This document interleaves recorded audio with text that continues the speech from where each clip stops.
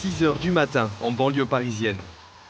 Le grand jour pour Alexandre Fougerous, étudiant en psychologie. Il part en Suisse, assister à une conférence sur de nouvelles thérapies qui ne sont pas étudiées dans nos universités. Les substances qui y sont utilisées sont illicites en France.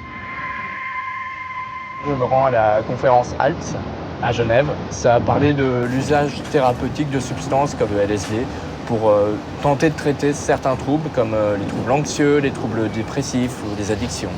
Il y a encore beaucoup de recherches à mener, il faut des gens qui s'en occupent et j'aimerais bien faire partie de ces personnes. Direction Genève, la capitale mondiale de la recherche sur l'utilisation thérapeutique des substances psychédéliques. C'est en Suisse qu'a été découvert le LSD. C'était en 1943 dans ce laboratoire de Bâle.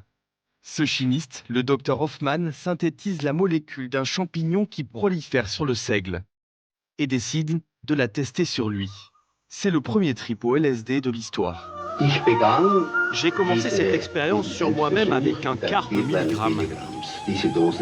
Cette dose était déjà 5 fois supérieure à la dose normale. Nous sommes rentrés à vélo et pendant le trajet, j'avais l'impression d'avoir d'étranges troubles de la perception du temps. Je constatais que j'étais complètement hors de mon environnement et de moi-même.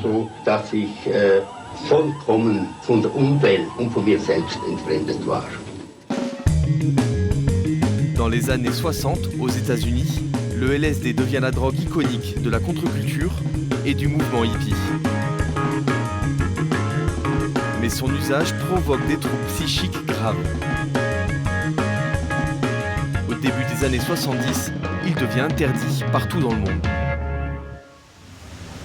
Mais en Suisse, la recherche sur le LSD n'a jamais cessé. Chaque année, les plus grands spécialistes au monde se réunissent pour 3 jours de conférences.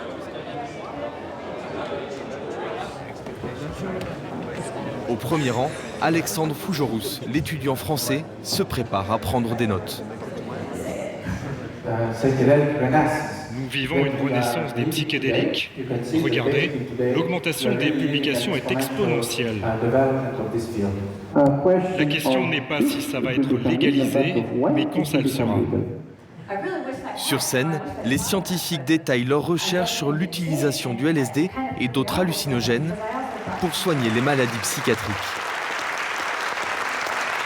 Faites du bruit pour le docteur Gabriel Torrens.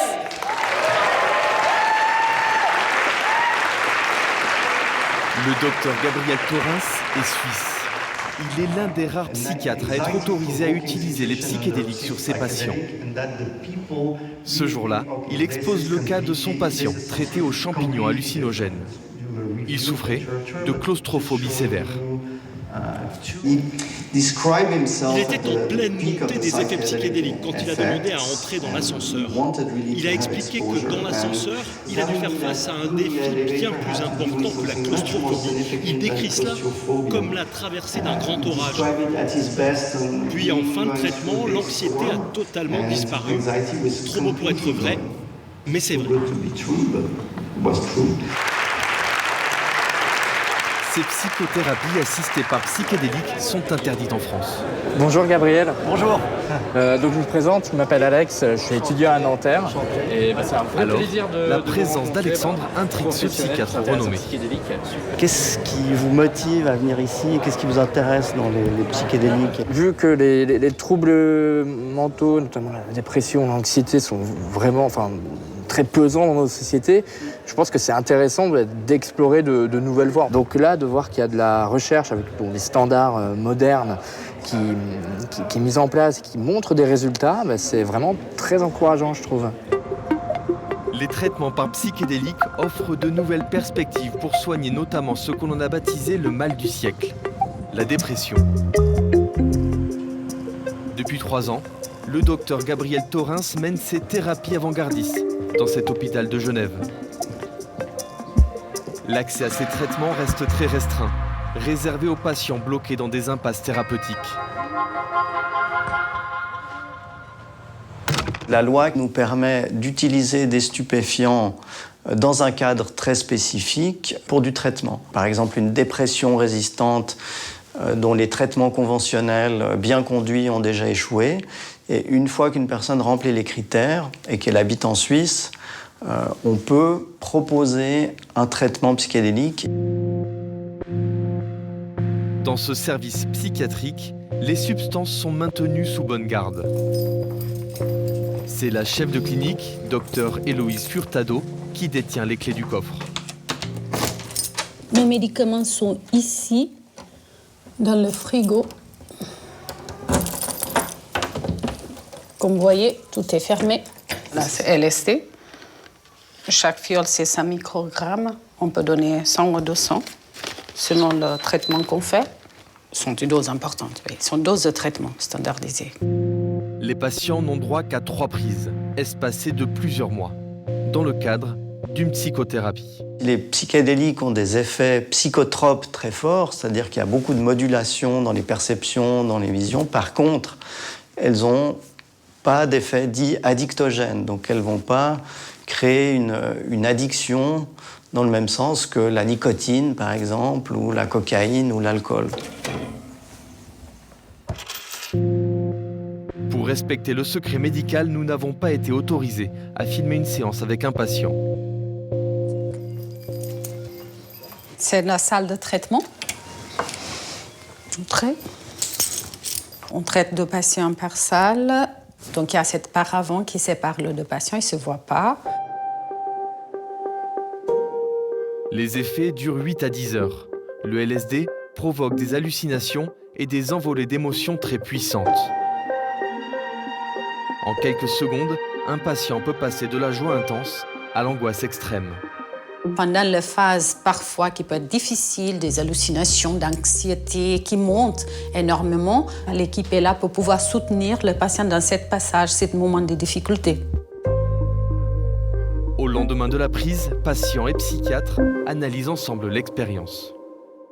Et l'idée justement du traitement, c'est de pouvoir intégrer ces visions négatives ou noires dans une explication des causes de la dépression ou du pourquoi de la dépression.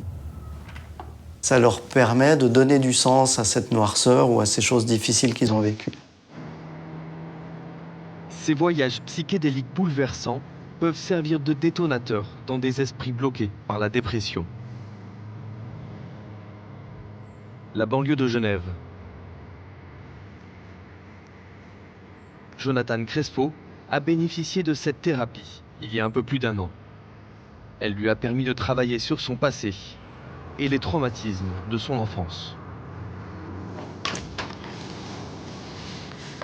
Okay.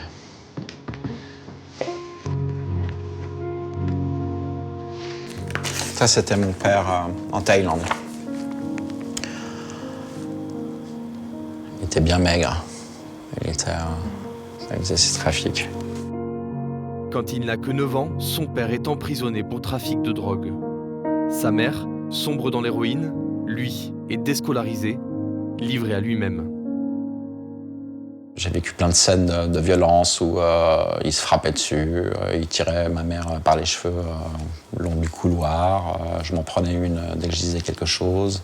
Un jour, je suis rentré et elle était couchée sur le lit, en travers, avec les pieds en bas. Et puis j'étais vers elle, puis je savais, elle était toujours dans des états pas incroyables.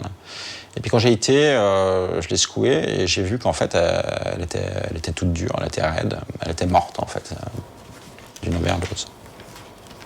Jonathan a été placé et il est parvenu à se construire.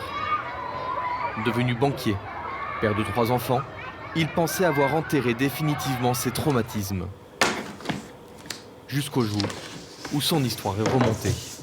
Tout s'est effondré. Il a sombré dans une profonde dépression, jusqu'à être interné en psychiatrie de jour. Les gens, ils se rendent pas vraiment compte tant que ça leur arrive pas, en fait. Souvent, on dit « Ah, mais je suis dépressif, je suis pas bien. » « Ah, mais c'est pas grave, viens, sors. » C'est pas ça. C'est un état mental qui est... Tant qu'on l'a pas vécu, je pense qu'on n'arrive pas à le comprendre.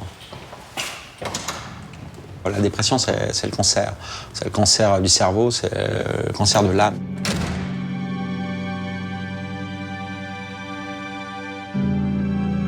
La dépression de Jonathan dure 11 ans.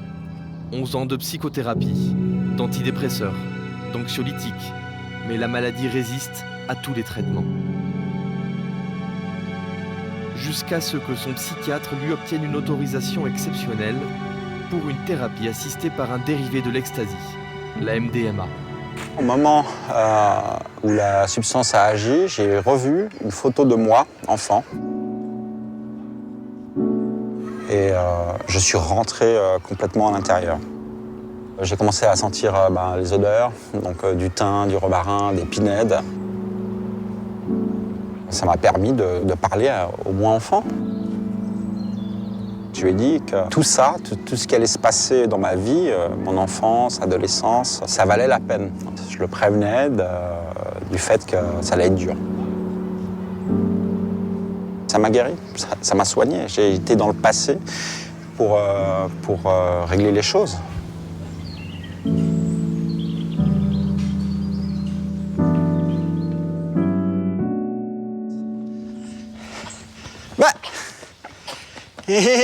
Doucement, doucement. Ça va? Ouais? Allez, donne-moi la main.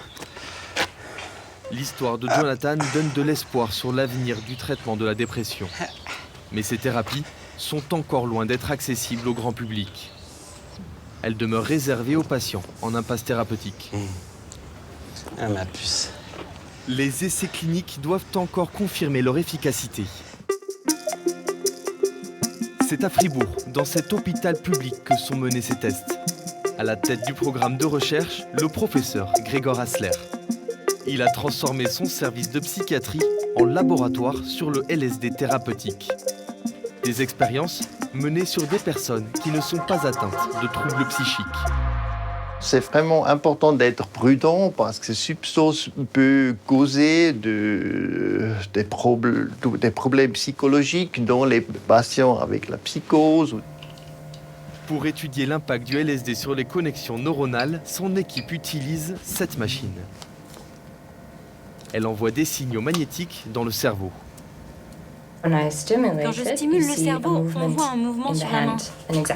Regardez.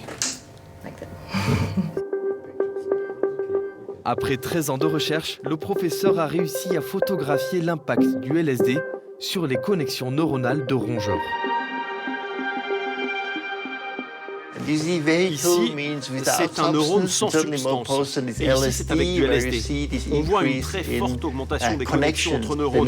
Le réseau est plus grand et plus complexe. Ces nouvelles ramifications provoquent les hallucinations et les bouleversements dans la perception de soi et de son environnement. Avec toute connexion, on peut créer de nouvelles informations. La conception du monde peut changer. Et le malade peut guérir. L'utilisation du LSD dans les thérapies pourrait permettre un jour de soigner les dépressions, mais aussi les maladies neurodégénératives comme Parkinson et la démence. Mais ces scientifiques doivent aussi convaincre la société de changer de regard sur les psychédéliques. Ça a été très long pour mon père d'accepter l'idée que je travaille sur le LSD, de considérer le LSD comme un traitement psychiatrique et non comme une drogue qui rend les gens fous.